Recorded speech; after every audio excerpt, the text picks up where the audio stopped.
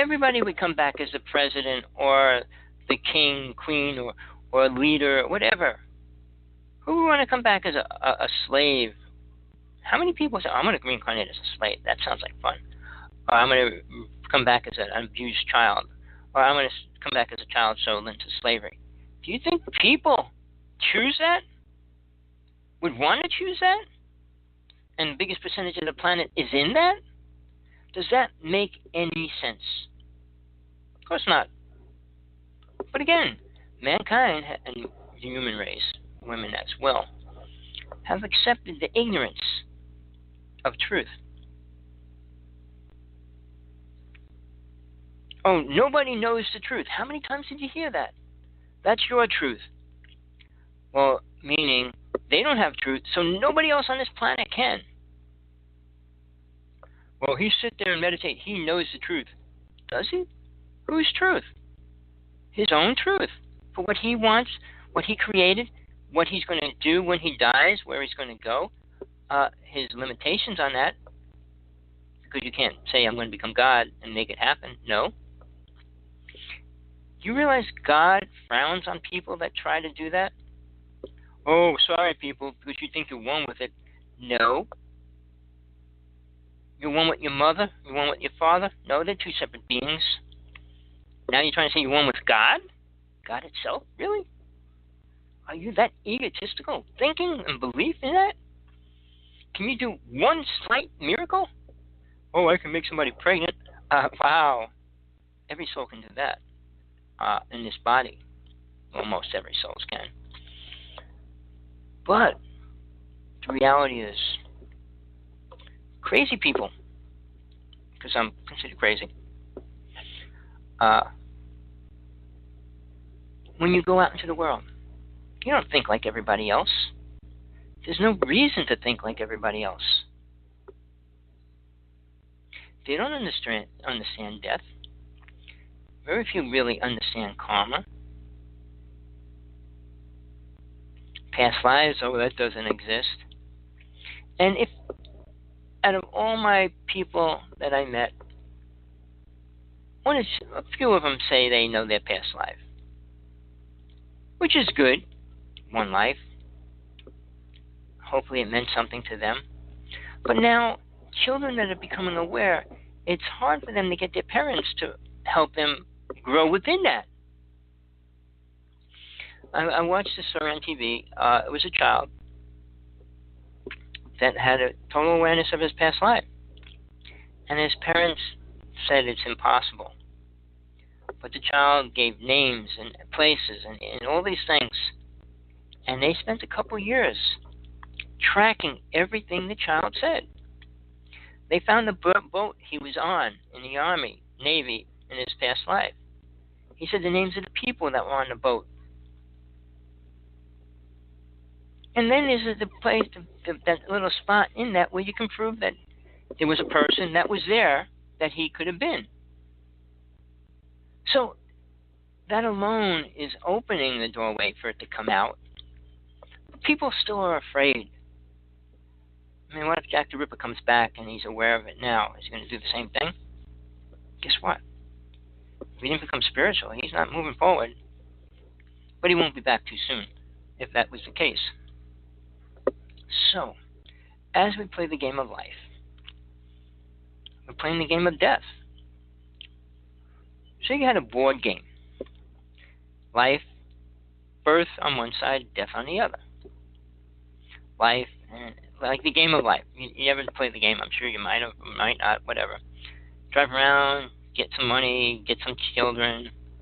You're driving around in a car. And I call the car the body. And that's why karma, I always give to the word your car. Because you get a lot of your karma through your car. Good or bad. And it's always good until the car has a problem. Then it's bad. But play the game of life. Going around this board to come to death. Why would you want to get to the other side of the road then? Oh, I'm going to stop in Disneyland and stay there. Because people aren't aware of anything beyond that. You're not programmed. I mean, you're programmed to be locked in a certain state. Why do you think they took God out of schools? We don't want people to know that there is a truth and that we live in a lie. They'd rather make you believe that living in a lie is the truth and that God is not. So people listen to these famous supposedly spiritual people telling us that everything's perfect. We can be everything we want to be. You can be what you can be on planet Earth. That's all you can be. I wanted to mention this real fast. It's just a joke, but it's a scenario. How many people in their dreams or in reality wish they had wings? I think probably everybody goes through it once in their lifetime or believes that would be cool if they did. What would you do if you suddenly had a pair of wings? What if they could implant wings on you and you could use them? It'd be really big to get us off the ground, but they change your energy so that you're light, and then the wings can take you. So, what if you could get wings? What would you do with them? Where would you fly? Or I could fly around the world. Yeah, how many times? And then what? Or I can fly to the store. Well, if you're the only one with wings, you're going to be stared at, looked at, attacked, and every other thing at different levels. So when you wish for wings, you have to wish everybody gets wings. Which you're not going to do. I don't want everybody to fly. I want to be the one that flies around. So we have these ideas of what we want. Do any of them fit a reality that we're in or can get into that something would be better? And then when we say there's no good or bad, well, then I hate to live in your world. Because this world's bad, and getting out of it's good. If you don't understand that, well, when the Pope said there's no hell, he was right. No hell on planet Earth. No hell on the astral plane. Because it is hell. It's not like you go underground into a hell. You don't go into a fire and burn up or burn forever. What perception do these people have of the idea of hell? Well, the Pope said there's no such thing as hell. So if you're a mass murderer, a Catholic mass murderer, and the Pope said there's no such thing as hell, what's that mean for you? Oh, you mean I could go out and kill 10 more people and get away with it and still go to heaven? You know, you create a scenario, which is ridiculous, and then you make it worse by removing part of the scenario. So a mass murderer can just go to a priest and say, forgive me, I've forgiven, okay, now I'm clean, and believe that? So how do religions survive? By programming more and more people. Do we listen? Do we know the truth behind it? Well, I had an experience and it was a really beautiful experience. Okay, what did it really change? When you're ready to leave this world, soul will come and take you away. Go with you if you deserve it. If you're not, you'll be traveling alone for a while and get stuck somewhere, maybe stuck here even. Or are you ready for that? Do you think you're way beyond that? You deserve much better, or you are? Because you got an alien friend, you think that's going to change anything with you and God? Or you in spirit? Or I got better communication with God? What, they fine-tune your radio so you can hear it? Or they raise our vibration? I hear that over and over. To what? Your body can only vibrate at a certain vibration. If not, it would be destroyed. Like when you take a tuning fork and you hit a certain sound, it shatters glass. Well, your body's the same thing. Go into a different vibration, it'll just shatter. Mankind, women, people, have this idea that when somebody says something and they have a degree, makes it important. I didn't go to college. I'm glad I didn't. Not that I wouldn't want to spend all that money to go to college in the first place, but to learn what? Programmed ideas. Psychologists, I mean, when I was working for the phone company, they would have paid for me to become a psychologist, but they wouldn't pay for me to be an oceanographer, which I wanted to be. Then I wanted to go into computer artwork, and then I couldn't get classes at nighttime. They were all during the day, and I couldn't take off from work to go to that. But if I was becoming a psychologist, I could have. But psychologists are just people trying to understand who they are in the wrong way. Listen to everybody else's problems. This isn't going to tell you who you are.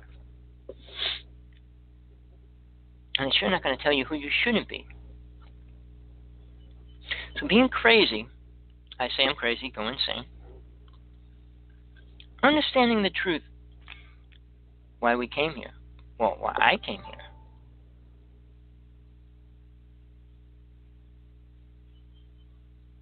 All right, no problem. Take it easy. It's always a pleasure having you on the show in the site. Talk to you next time. You can hear it later, right? I'm going to end the show soon. Just wanted to finish up with the idea that we have the ability to move out of all this. Let go of the programmed ideas of religion, of spirituality, of government. None of them fit the truth. If any of them did, the world would be a better place. We're in such chaotic turmoil. There's very few happy middle class or poor people anywhere. The rich will always be happy until their family members die, and then they'll be grieving for a little while. And they can't bring them back. So, with all that, I hope you enjoyed the show. Please, if you're listening to this, send the link to somebody else.